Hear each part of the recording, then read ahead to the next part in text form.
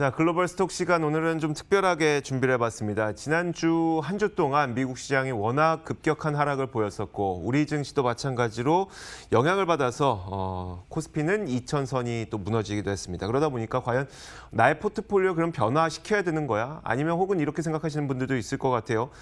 미리 변화시켜놨던 분들은 참 좋겠다. 나는 지금 어떻게 하지? 라는 고민이 많으실 것 같아서 저희가 그 투자 전략과 포트폴리오 전략에 대해서 이분과 함께 이야기를 나눠보도록 하겠습니다. NH아문지자산운용 글로벌 주식운용팀 황호봉 팀장 모셨습니다. 어서 오세요. 예, 네, 안녕하십니까.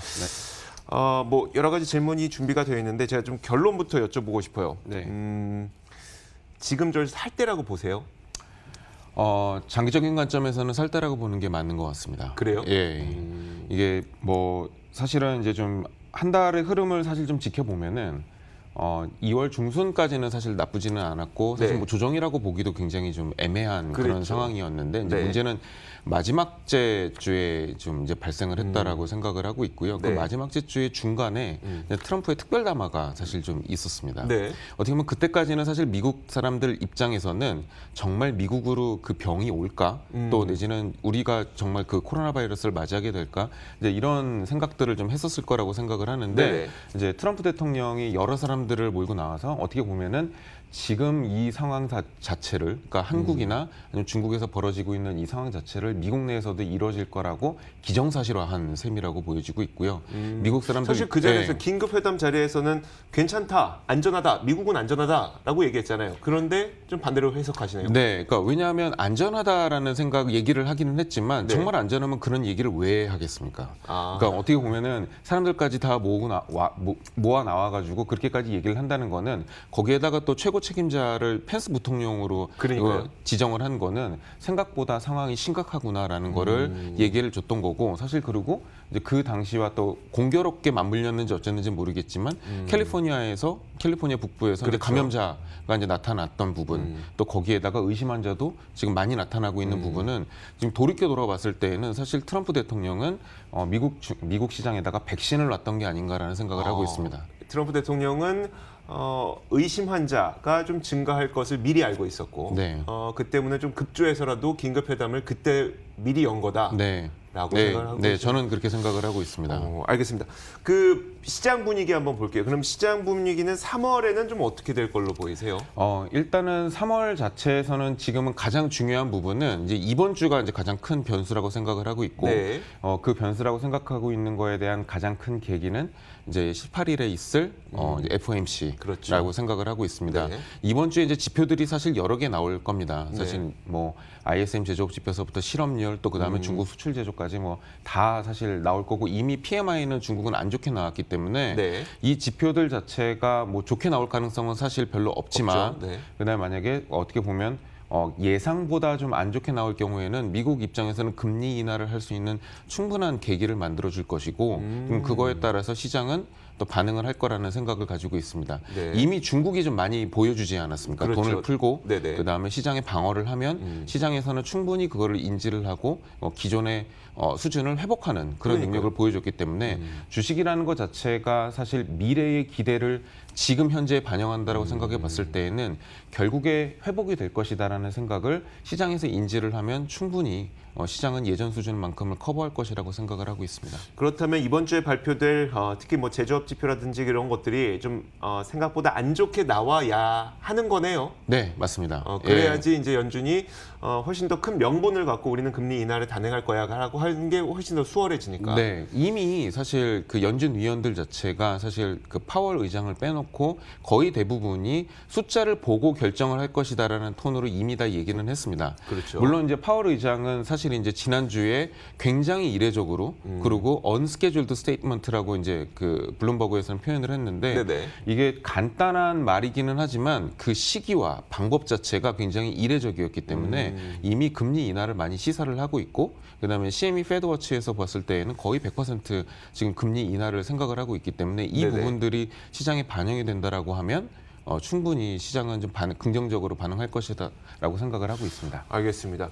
사실 실제 미국 주식에 투자하고 계시는 분들은 사실 좀 조급할 것 같다는 생각이 들어요. 왜냐하면 지난 금요일이 혹시 저점이 아니었을까? 네. 여기에서 이제 오늘부터 미국 지수 선물부터 갑자기 뭐 금리 인하에 대한 기대감이 반영해서 지수가 올라가게 된다면 나는 저점에서 살 수 있는 기회가 없을 것 같은데 네. 라는 조급함이 좀 생길 법하거든요. 네. 셋오프, 그러니까 매도 좀 끝났을까요? 아니면 조금 더 있을 것 같으세요?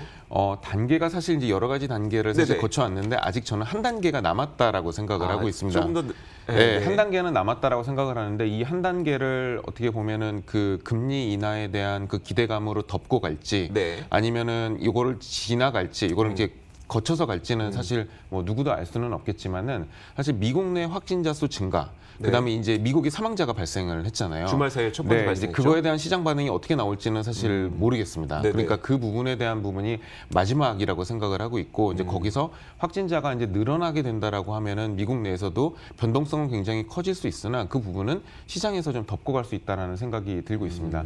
이제 보시게 되면은 사실 다른 나라들도 이제 비슷한 과정들을 겪어왔고 네. 뭐 1월달에 중국 입장에서도 지금 춘절을 연기하는 사태가 있었고 그거에 따라서 이제 큰일 났구나라는 생각을 이제 시장에 심어줬고 그다음에 뭐 한국, 그다음에 싱가포르, 일본 모두 다 확진자 수가 커지면서 선진국도 못 막는구나 이런 변동성이 사실 일어나지 않았습니까? 네네. 또 거기에 이제 2월 말에 이제 어떻게 보면 트럼프가 기자회견을 하면서 미국은 한 번 계기를 맞았고요. 이제 한 번 더 남은 거죠. 네네. 그래서 그 계기를 벗어나게 되면은 이제 미국 시장 입장에서도 이제 오는구나라는 생각이 들면 이제 그때서부터는 이제 시장이 끝으로 간다라는 생각보다는 이제는 올 것은 다 왔겠구나라는 생각을 하게 되겠죠. 만약에 그러니까 네. 이렇게 생각을 하면 되는 거네요.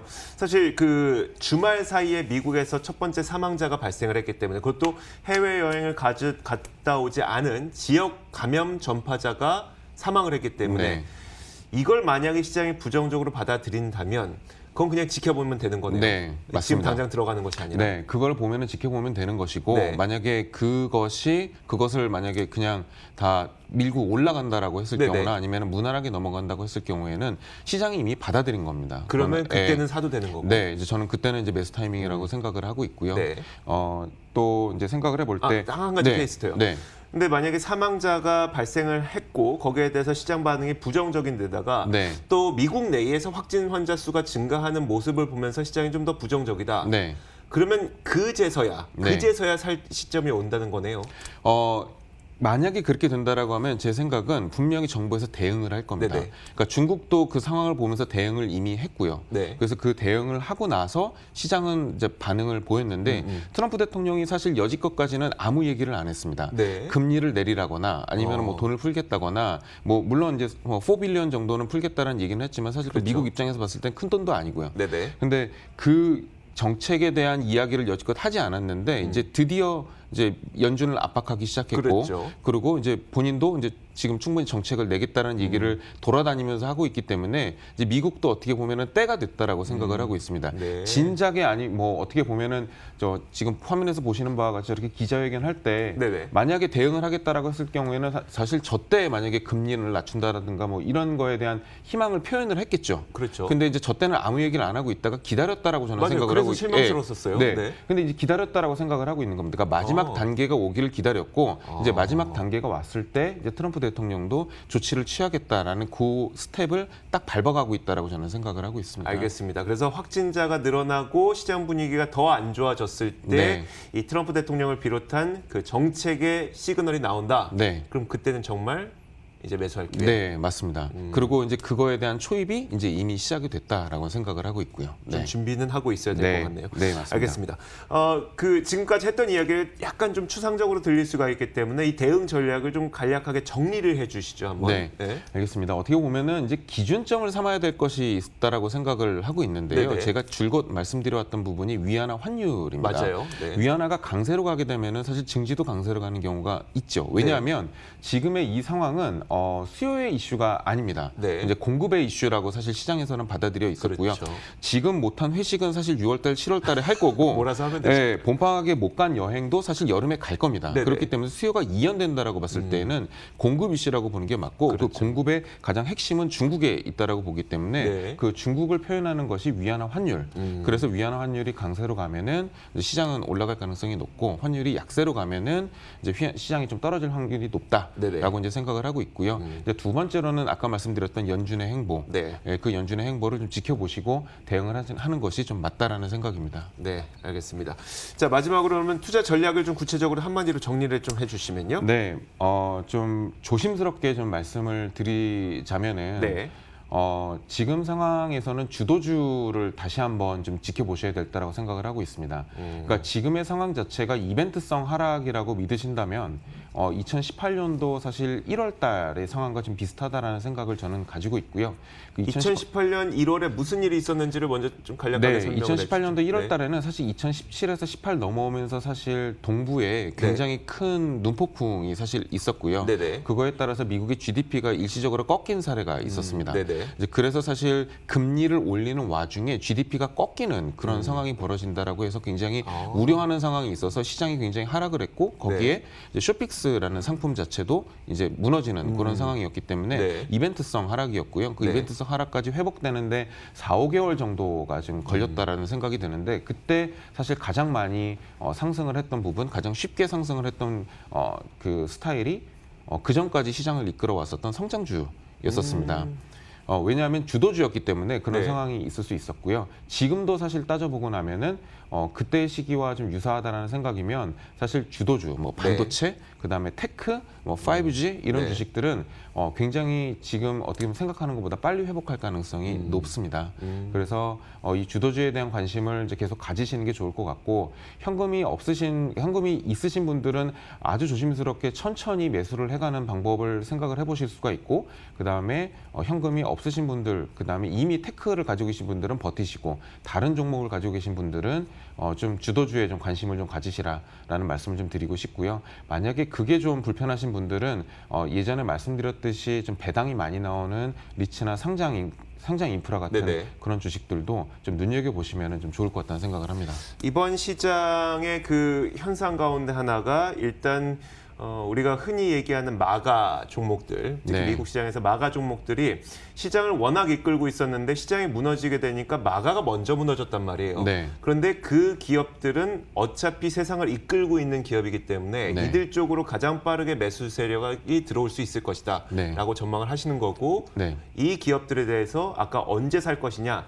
그 시점은 저희가 시나리오 그려드린 대로 네. 따라오시면 네, 맞습니다. 괜찮을 것 같아요. 마가가 사실 어떻게 보면은 좀 먼저 무너졌던 건 아니고요. 네네. 마가가 사실 조금 늦게 무너졌죠. 네네. 네. 이제 왜냐하면 주도주가 사실 늦게 무너졌던 이후에 그래서 이제 샌더스의 돌풍이 원인이지 않냐라는 네네. 그런 얘기들을 사람들이 하고 있고요. 그 부분에 대한 확인은 이번에 또 이제 슈퍼 투스데이가 또 네네. 있으니까 그걸 보고 나서 만약에 걔네들이 좀 괜찮다라는 생각이 들면 이제 그게 이제 이슈는 또 없어졌던 그렇죠. 셈인 거죠. 네. 그래서 사실 이번 주에 있을 경제 지표, 그 다음에 미국의 경선 이런 것들을 좀 살펴보시는 것이 좀 시장에 투자하시는 데 도움이 좀 많이 되실 것 같습니다. 알겠습니다. 3월 3일에 있을 경선과 그리고 이번 주에 나오게 될 경제 지표들 그리고 위안화 환율까지 좀 지켜보도록 하겠습니다. NH 아몬드 자산운용 글로벌 주식운용팀 황우봉 팀장과 함께 이야기 나눠봤습니다. 고맙습니다.